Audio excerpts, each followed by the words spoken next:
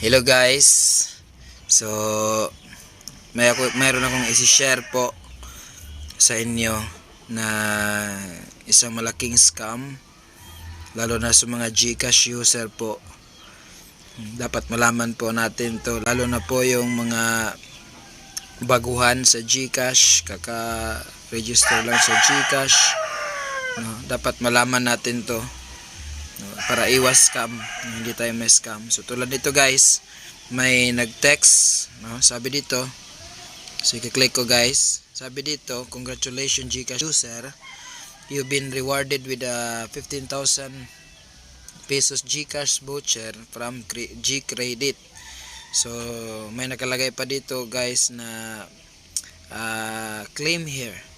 So pag di mo alam guys na ito pala isang scam, automatic talaga i-click mo to. So tulad nito guys, di ko pa alam kung nagre-reward ba talaga si GCash, pero tingin ko parang hindi po, no?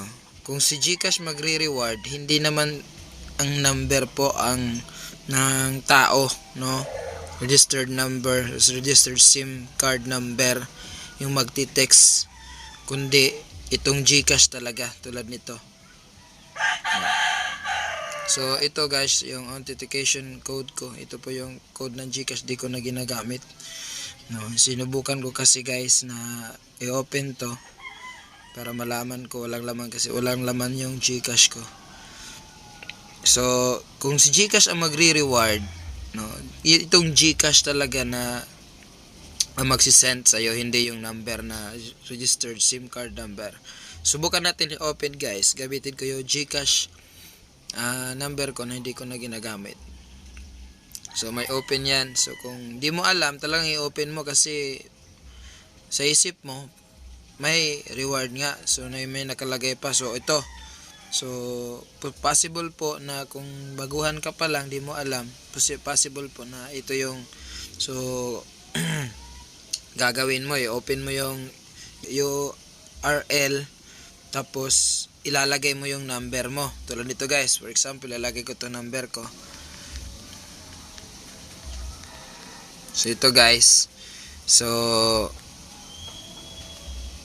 pag dito ka sa help center guys, hindi to ma-function. Pero kung dun ka sa GCash talaga, GCash apps, pa-function to. Pero dito hindi po pa-function. So isa na tong scam talaga, no? So dito guys, malalagyan po natin ng number at saka ma-click po natin yung next, katulad nito. Next ko guys. So yun. So automatic po nagbibigay ng GCash, no, authentication code.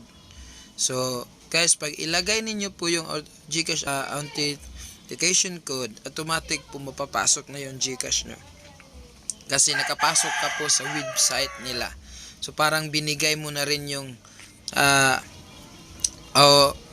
authentication code mo, parang binigay mo na rin, no? So tulad nito guys, for example, so ilalagay ko guys,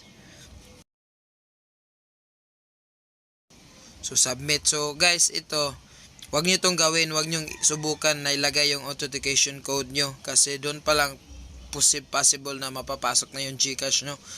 So ito guys, next, naghihingi na siya ng PIN, password. So kung ilalagay mo yung password mo, automatic talaga guys, mapapasok ng mga hacker, ng mga scammer yung GCash mo.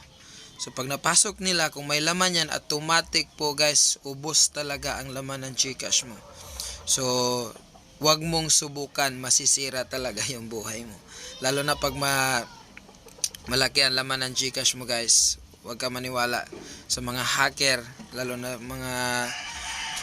na yung nagte-text ng SIM card register, yung SIM card number talaga ginagamit. Huwag kayong magpaniwalaan yun guys.